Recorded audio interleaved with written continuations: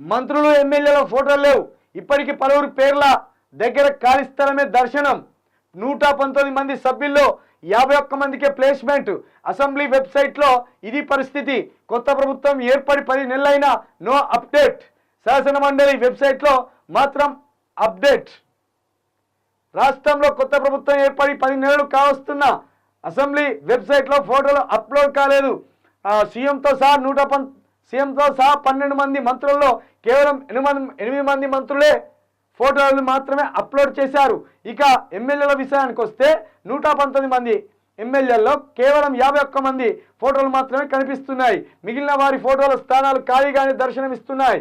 మంత్రులు ఎమ్మెల్యేల ఫోటోలు అసెంబ్లీ ఆఫీసు అందుబాటులో లేవా?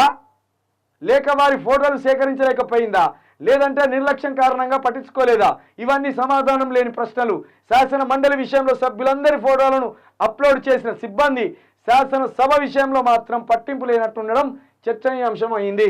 అదే ప్రభుత్వ పోర్టల్ అని ఒకటి ఉంటుంది కదా, ఆ పోర్టల్లో 119 మంది ఎమ్మెల్యేల లిస్ట్ అని కొట్టగానే ఫోటోలతో సహా వాళ్ళ ఫోటోలతో పాటు వాళ్ళ ఫోన్ నెంబర్లతో పాటు వాళ్ళ డీటెయిల్స్ మొత్తం వస్తాయి.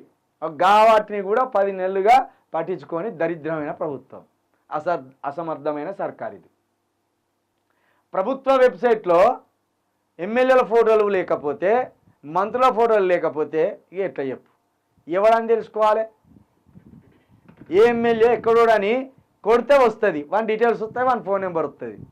ఇక గవి కూడా పెట్టలేని దద్దమ్మ సర్కార్ రేవంత్ సర్కార్. ఇక్కడికి వచ్చింది నీ పనితనం.